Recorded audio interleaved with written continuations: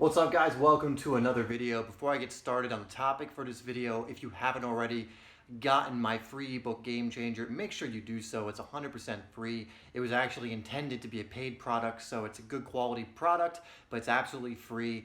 You can get it in the link in the description. Now, in this video, I wanted to go over something because I made an Instagram post on this very recently, and you can go check it out. I think it's called How Badly Do You Want It? But I'll bring it up here now so I know exactly what it is. But it was essentially a post giving you a little more insight into how much commitment it takes to become a pro or collegiate athlete. You know, a lot of players think that the college level is an easy thing to get to, but the statistic I gave on this post, and this applies only for America, but I don't think it's going to be any different when you go from country to country. In fact, for college, it's probably even less. But the statistic was, out of all high school athletes in America as a whole, only about 5.5% of them are going to play collegiately at any level. So that's not even including just D1 or just the best schools. That's any level. So only 5.5% of all college or all high school players will play in college. That's a pretty small number when you really think about it. Out of all high school players, 5.5. Now, it goes on to say, out of all college players, so this is all college players now, only 1% of them, all college players in the States, 1% of them will go on to play pro at any single level. Doesn't matter where, only 1% of them will sign a professional contract where they are paid to play football.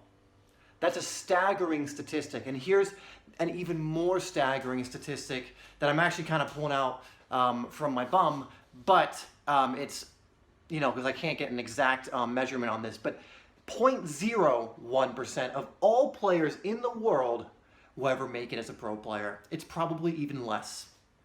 So the point of this is, when you think of collegiate athletes, you're thinking of athletes who are already dedicated for the most part. They're already really good players. They're already getting really good coaching depending on the program that they're in, and most of them are going to be pretty good. You know, some college programs even have almost professional level standards where they train in the same way that professionals do. They have amazing facilities to train at, and they're able to do that for 4 years. College is a great place to make connections, meaning if you go to college and your coach knows a professional coach or team, he knows when tryouts are, all that kind of stuff. My coach was like this. You know, he had friends who coached professional teams, semi-pro teams. So even with all those connections, all that training, how good these players are, and a lot of them are good enough. More than 1% of these players are good enough to go and play pro. Yet the fact remains, out of all these players who are good enough to play in college, 1% of them go on to play pro at any level. Less than that worldwide get to play pro at any level. Like, really take that in, soak that in. Even the players that have been playing their whole lives and made it into college and are committed, 1% of them play pro at any level. And again, I don't think the statistic's going to be any higher based on any country you go to. Maybe it'll be slightly higher, slightly lower, but it's going to be around there. And so the point is, most players don't go on to play pro. Even most good players, let me actually make this very clear. It's not just like most players don't go pro because they're not good enough skill-wise, technical-wise. That's not the case at all.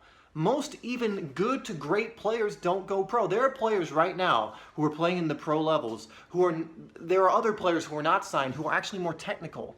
It doesn't always happen this way, but there are definitely players that are more technically gifted yet didn't get to that level. And the reason is they're not as committed as the person who actually made it to the professional level. A lot of this comes down to commitment, guys. In that post on Instagram, I mentioned how I've known players who were incredibly technically gifted. Like, these were great players who could totally have made it to the pro level if they had played their cards right. But they weren't committed. They didn't look after their bodies, or they didn't really work hard and go to trials and combines. They didn't make a lifestyle out of it. And then I've known players who I played with, and I would have never really thought they had what it takes to get to the pro level, and then they make it because these are committed guys. These are the guys that are working every single day on their game, looking after their bodies, reaching out to coaches, you know, finding every single trial and everything that they can, and working hard to make this dream a reality.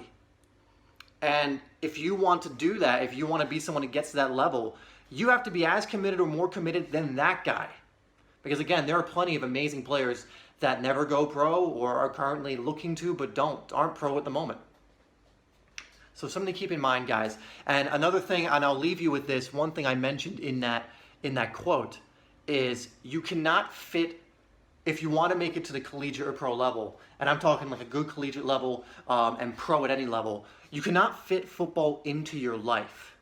You have to surround your life or mold your life around football.